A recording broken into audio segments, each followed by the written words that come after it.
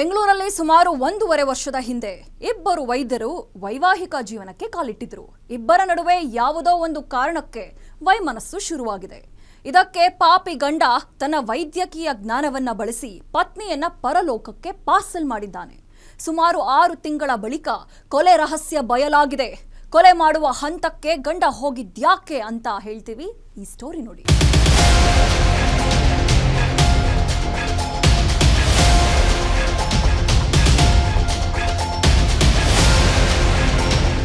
ಹೀಗೆ ಡಿಫ್ರೆಂಟ್ ಆಗಿ ಫೋಟೋಗೆ ಪೋಸ್ ಕೊಟ್ಟಿರೋ ದಂಪತಿಯ ಹೆಸರು doctor Mahendra Reddy, doctor Krithika M Reddy ಅಂತ.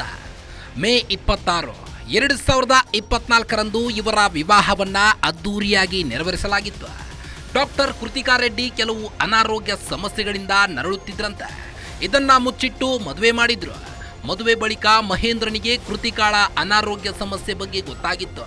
ಆಗ ಆತ ಹಾಕಿದ ಸ್ಕೆಚ್ 6 ತಿಂಗಳ ಬಳಿಕ ಬೆಳಕಿಗೆ ಬಂದಿದೆ.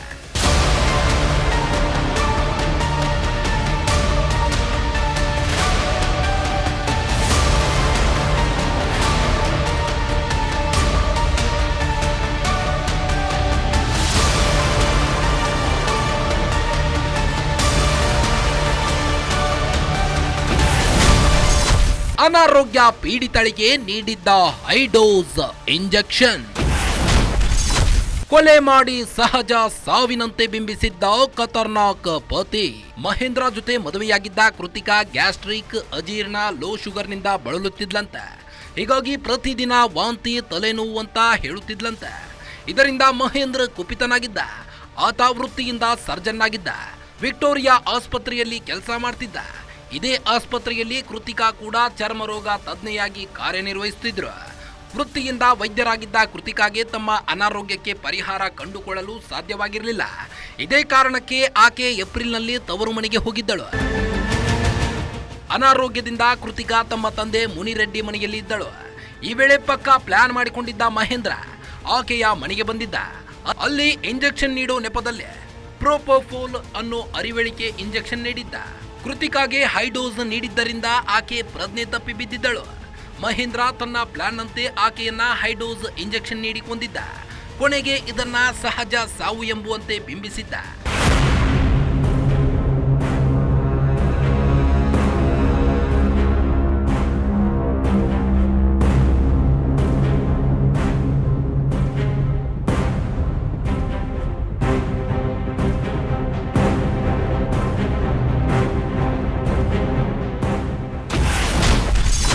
ಕೃತಿಕಾ ಪ್ರಜ್ಞೆ ತಪ್ಪುತ್ತಿದ್ದಂತೆ ಖಾಸಗಿ ಆಸ್ಪತ್ರೆಗೆ ಅಡ್ಮಿಷನ್. ಮಾರ್ಗ ಮಧ್ಯೆ ಕೃತಿಕಾ ಮೃತಪಟ್ಟಿದ್ದಾರೆ ಎಂದ ವೈದ್ಯರು. ಕೃತಿಕಾ ತಂದೆ ಮುನಿರೆಡ್ಡಿ ಮನೆಯಲ್ಲಿ ಅನಾರೋಗ್ಯದಿಂದ ಆಕೆ ಮಲಗಿದ್ದಳು. ಈ ವೇಳೆ ಆಕೆಗೆ ಮಹೇಂದ್ರ ಚುಚ್ಚುಮದ್ದು ನೀಡಿದ್ದ. ಆತ ಇಂಜೆಕ್ಷನ್ ನೀಡುತ್ತಿದ್ದಂತೆ ಆಕೆ ಪ್ರಜ್ಞೆ ತಪ್ಪಿದ್ದಳು. ಕೂಡಲೇ ಹತ್ತಿರವೇ ಇದ್ದ ಖಾಸಗಿ ಆಸ್ಪತ್ರೆಗೆ ಆಕೆಯನ್ನ ದಾಖಲು ಮಾಡಲಾಗಿತ್ತು. ಆದರೆ ಆಕೆ ಆಸ್ಪತ್ರೆಗೆ ಕರೆತರೋ ಮಾರ್ಗ ಮಧ್ಯೆ ಮೃತಪಟ್ಟಿದ್ದಾಳೆ ಅಂತ ವೈದ್ಯರು ಹೇಳಿದ್ರು. ಆದರೆ ಕೃತಿಕಾ ಸಾವಿನ ಕುರಿತು ಮನೆಯವರಿಗೆ ಯಾವುದೇ ಅನುಮಾನ ಇರಲಿಲ್ಲ. ಅನಾರೋಗ್ಯದಿಂದ ಆಕೆ ಮೃತಪಟ್ಟಿದ್ದಾಳೆ ಅಂತ ಭಾವಿಸಿದ್ರು. ಇದೇ ಕಾರಣಕ್ಕೆ ಯಾವುದೇ ದೂರು ನೀಡಲು ಮನೆಯವರು ಮುಂದಾಗಿರಲಿಲ್ಲ. ಆದ್ರೆ ಕೃತಿಕಾ ಅಕ್ಕ ಮಾತ್ರ ತಂಗಿಯ ಸಾವಿನ ಕುರಿತು ಅನುಮಾನ ವ್ಯಕ್ತಪಡಿಸಿದ್ರು.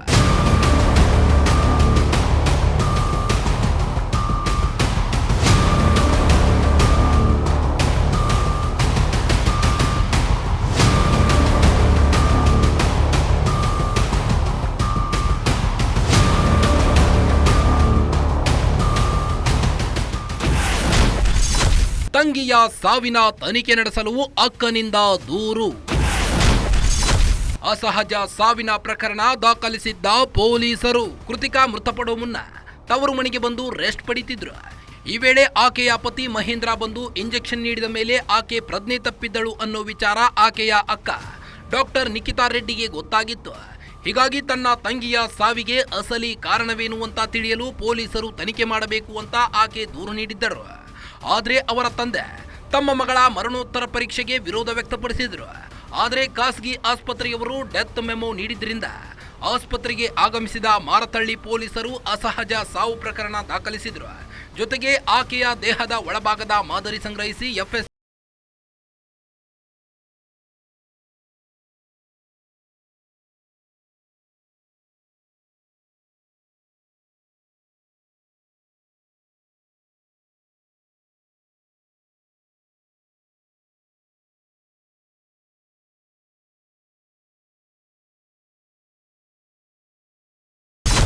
6 ತಿಂಗಳ ಬಳಿಕ ಹೊರ ಬಂದಿದೆ ಕೊಲೆ ಕೇಸ್. ಎಫ್ಎಸ್ಎಲ್ ವರದಿಯಲ್ಲಿ ಹೈಡೋಸ್ ಕೊಟ್ಟಿರೋದು ಪತ್ತೆ. ಮಾರತಳ್ಳಿ ಪೊಲೀಸರು ಮಹಿಳೆಯ ದೇಹದ ಭಾಗಗಳ ಮಾದರಿ ಸಂಗ್ರಹಿಸಿ ವಿಧಿವಿಜ್ಞಾನ ಪ್ರಯೋಗಾಲಯಕ್ಕೆ ಕಳುಹಿಸಿದ್ರು. ವಿಧಿವಿಜ್ಞಾನ ತಂತ್ರಜ್ಞರು ದೇಹದ ಮಾದರಿಯ ಪರೀಕ್ಷೆ ನಡೆಸಿದ್ರು. ಜೊತೆಗೆ ಹಿರಿಯ ತಜ್ಞ ವೈದ್ಯರನ್ನ ಸಂಪರ್ಕಿಸಿ ಅವರ ಅಭಿಪ್ರಾಯ ಕೂಡ ಪಡೆದಿದ್ರು. ಈ ವೇಳೆ ಆಕೆಯ ದೇಹದಲ್ಲಿ ಅನಸ್ತೇಶಿಯಾ ನೀಡಲು ಬಳಸುವ ಪ್ರೊಪೋಫೋಲ್ ಅನ್ನೋ ಔಷಧ ಆಕೆಯ ದೇಹದಲ್ಲಿ ಹೆಚ್ಚಾಗಿದೆ ಅನ್ನೋ ಅಂಶ ಬಯಲಾಗಿತ್ತು. ಇದಾದ ಬಳಿಕ ಕೃತಿಕಾಳದ್ದು ಸಹಜ ಸಾವಲ್ಲ, ಇದೊಂದು ಕೊಲೆಯಂತ ಪೊಲೀಸರು ಖಚಿತಪಡಿಸಿಕೊಂಡಿದ್ರು.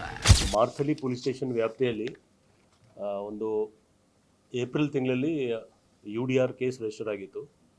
ಅದರಲ್ಲಿ ಒಬ್ಬ ಲೇಡಿ ಡಾಕ್ಟರ್, ಅವಳದು ಸಸ್ಪಿಷಿಯಸ್ ಡೆತ್ ಇತ್ತು, ಆದರೆ ಯಾರೂ ಕಂಪ್ಲೇಂಟ್ ಕೊಡಲಿಲ್ಲ. ಮತ್ತು ಆ ಟೈಮಲ್ಲಿ ನಮ್ಮ ಪೊಲೀಸ್ ಟೀಮ್ಸ್ ಏನು ಅಲ್ಲಿ ತನಿಖೆ ಮಾಡ್ತಾಯಿದ್ರು, ಅವ್ರಿಗೆ ಸಂಶಯದ ಆಧಾರ ಮೇಲೆ ಅದು UDR ತೊಗೊಂಡು ಡೀಟೇಲಾಗಿ ಅವ್ರದ್ದು ವಿಸರ ಮತ್ತು ಏನೇನಲ್ಲಿ ಸೀನ್ ಆಫ್ ಅಫೆನ್ಸಲ್ಲಿ ಏನನ್ನ ಸೀನ್ ಆಫ್ ಕ್ರೈಮಲ್ಲಿ ಏನೇನೋ ನಮಗೆ ಸಿಕ್ಕಿತ್ತು, ಅಲ್ಲಿ ಬೇರೆ ಬೇರೆ ಆರ್ಟಿಕಲ್ಸ್ ಅದೆಲ್ಲ FSLಗೆ ಕಳಿಸಿದ್ರು.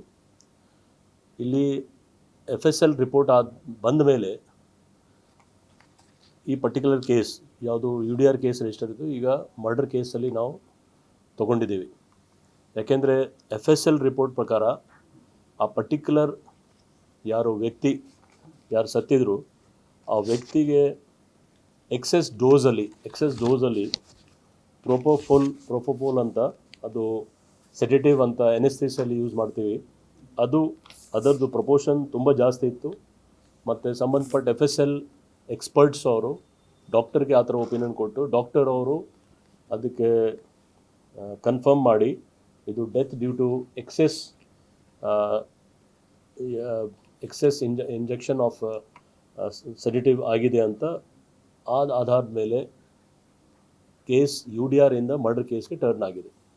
ಚೇಂಜ್ ಮಾಡಿ ತನಿಖೆ ನಾವು ಮುಂದುವರಿಸ್ತಾ ಇದ್ದೀವಿ.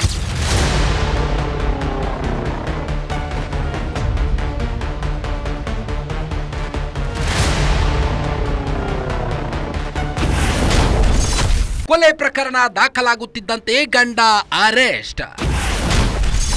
ಸೋಕೋ ಟೀಮ್ FSLಗೆ ಕಮಿಷನರ್ ಶಬಾಷ್ ಗಿರಿ.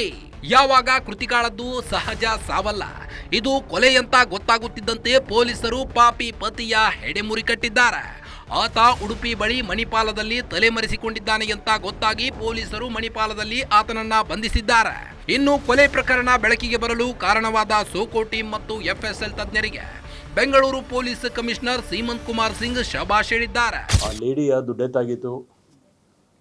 ಅವಳದು ಗಂಡ ಅವರು ಕೂಡ ಡಾಕ್ಟರ್ ಆಗಿ ಕೆಲಸ ಮಾಡ್ತಾಯಿದ್ದಾರೆ ಒಂದು ಪ್ರತಿಷ್ಠಿತ ಸರ್ಕಾರಿ ಆಸ್ಪತ್ರೆಯಲ್ಲಿ. ಅವ್ರಿಗೆ ಕೂಡ ನಾವು ನಮ್ಮ ಪೊಲೀಸ್ ಟೀಮ್ ಅವರು ಉಡುಪಿಯಿಂದ ನಿನ್ನೆ ಅರೆಸ್ಟ್ ಮಾಡಿ ಈಗ ಮುಂದಿನ ತನಿಖೆ ಮುಂದುವರೆದಿದೆ. ಇದರಲ್ಲಿ ಗಮನ ಇಡಲಿಕ್ಕೆ ಒಂದು ವಿಶೇಷ ಇದೆ ಅಂದರೆ ಸೋಕೋ ಟೀಮ್, ನಮ್ಮದು scene of offence crime team ಯಾವುದು ಹೋಗ್ತಾ ಇದೆ, ಅದು ತುಂಬ ಒಳ್ಳೆ ಕೆಲಸ ಮಾಡಿ ತಕ್ಷಣ ಅಲ್ಲಿ ಏನೇನು ಸಾಮಗ್ರಿ ಇತ್ತು ಅದು ಒಳ್ಳೆ ರೀತಿಯಿಂದ ಎವಿಡೆನ್ಸಸ್ ಕಲೆಕ್ಟ್ ಮಾಡಿ ಈ ಎವಿಡೆನ್ಸಸ್ಗೆ FSL ಹತ್ರ ಕಳಿಸಿದಾರೆ. FSL ಟೀಮ್ ಅವರು ಕೂಡ ಒಳ್ಳೆ ಕೆಲಸ ಮಾಡಿ ಏನು ನಿಜ ಅಲ್ಲಿ ಸಬ್ಸ್ಟೆನ್ಸ್ ಯಾವುದರಲ್ಲಿ ಆಗಿರ್ಬೋದಂತ ಅವರು ಸ್ಪಷ್ಟ ಅಭಿಪ್ರಾಯ ಕೊಟ್ಟಿದ್ದಾರೆ ಡಾಕ್ಟರ್ಸ್ಗೆ. ಡಾಕ್ಟರ್ಗಳು ಅದೇ ಆದಮೇಲೆ ಡೆತ್ ಆಗಿರ್ಬೋದು ಅಂತ ಸ್ಪಷ್ಟವಾಗಿ ರಿಪೋರ್ಟ್ ಕೊಟ್ಟಿದ್ದಾರೆ.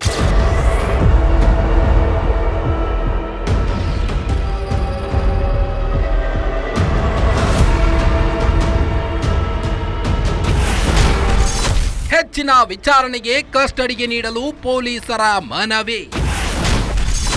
ಆರೋಪಿ ಮಹೇಂದ್ರ ರೆಡ್ಡಿಗೆ 9 ದಿನ ಪೊಲೀಸ್ ಕಸ್ಟಡಿ. ಉಡುಪಿ ಜಿಲ್ಲೆಯ ಮಣಿಪಾಲದಲ್ಲಿ ಪೊಲೀಸರು ಮಹೇಂದ್ರ ರೆಡ್ಡಿಯನ್ನ ಬಂಧಿಸಿದ್ರು. ಬಳಿಕ ಬೆಂಗಳೂರಿನ ನ್ಯಾಯಾಲಯಕ್ಕೆ ಹಾಜರುಪಡಿಸಿ ಪೊಲೀಸ್ ಕಸ್ಟಡಿಗೆ ಹೇಳಿದ್ರು.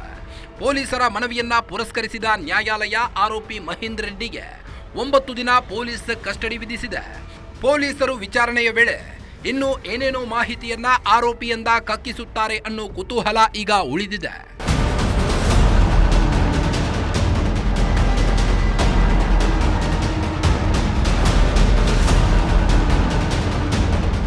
ಒಟ್ನಲ್ಲಿ ಪತ್ನಿಗೆ ಕಾಯಿಲೆ ಇದೆ ಅಂತಲೋ ಬೇರೊಬ್ಬರ ಜೊತೆ ಸಂಬಂಧ ಇದೆ ಅಂತಲೋ ಹೆಂಡತಿಯನ್ನ ಕೊಂದ ವೈದ್ಯ ಈಗ ಜೈಲು ಪಾಲಾಗಿದ್ದಾನೆ. ಬೆಕ್ಕು ಕಣ್ಮುಚ್ಕೊಂಡು ಹಾಲು ಕುಡಿದ್ರೆ ಯಾರಿಗೂ ಗೊತ್ತಾಗಲ್ಲ ಅನ್ನೋ ರೀತಿ ಒಬ್ಬ ವೈದ್ಯ ವರ್ತಿಸಿದ್ದಾನೆ. ಆದರೆ FSL ವರದಿಯಲ್ಲಿ ಅಸಲಿಯತ್ತು ಬಯಲಾಗಿದೆ. ಪತ್ನಿಯ ಜೊತೆಗೆ ವೈಮನಸ್ಸು ಇದ್ದಿದ್ರೆ ವಿಚ್ಛೇದನ ಪಡಿಬೇಕಿತ್ತು. ಆದರೆ ಪತ್ನಿಯನ್ನೇ ಕೊಂದಿರೋದು ಮಾತ್ರ ಅಕ್ಷಮ್ಯ ಅಪರಾಧ ಆಗಿದೆ. ಇದಾಗಿತ್ತು ಈ ಹೊತ್ತಿನ ವಿಶೇಷ. ನೋಡ್ತಾ ಇರಿ, ಇದು ಗ್ಯಾರಂಟಿ ನ್ಯೂಸ್. ಸುದ್ದಿ ಖಚಿತ, ನ್ಯಾಯ ನಿಶ್ಚಿತ.